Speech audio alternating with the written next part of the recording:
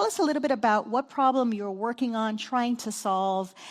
Sure, I'm Curt from Hextronics. We make battery swapping drone stations. So essentially a drone takes off from one of our nests, it goes and performs a mission, responds to a 911 call, scans some train tracks or an oil field, and then comes back to the nest, and we swap the battery so that it's ready to go again in just a couple of minutes. So it's kind of like a coffee machine, but for robots. And some key metrics that we track is reliability and field performance.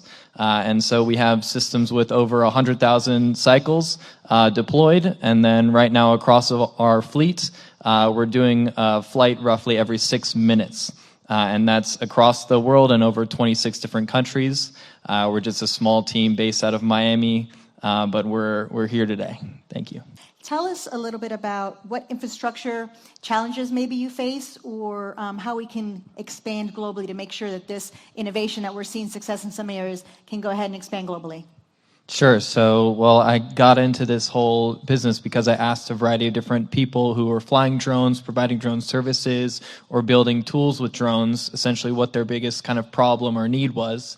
And they came back saying, look, we need to use our systems to the maximum extent, and we make these automatic missions that do this automatic process, but they're really only as automated as the person that has to go there and swap the battery. So the infrastructure that we provide through our products is just a drone station that enables this continuous and kind of constant uptime flight. And it also enables for an infrastructure of kind of daisy chain or lily padable drone stations where you can do kind of cross city deliveries if possible, or just continuous uptime flights. So a big component of this infrastructure, just like we were talking about earlier with electric vehicles that needing charging stations along the way, very similar for drones and small aircraft as well. So that's what we're working on.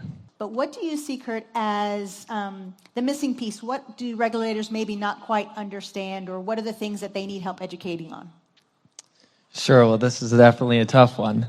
But I think it's some level of cohesion between everyone. Of course, it's always difficult. I mean, in the U.S., the regulations move at different speeds or in different directions as other countries. And even with Part 108 that just is kind of unfolding in the U.S., there's already thousands and thousands of comments that are going to only delay it further and further down the line.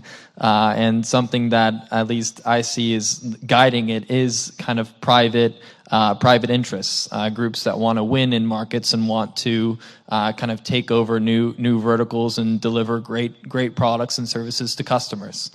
And I think it's kind of like a natural progression that's just going to find its way through over time. But really the way that we've had some success in these other countries is by, in some level, selling to cowboys.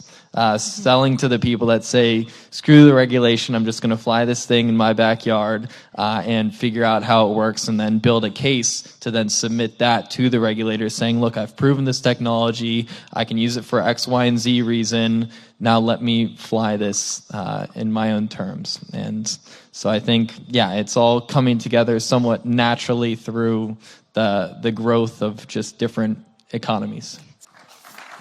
Thank you.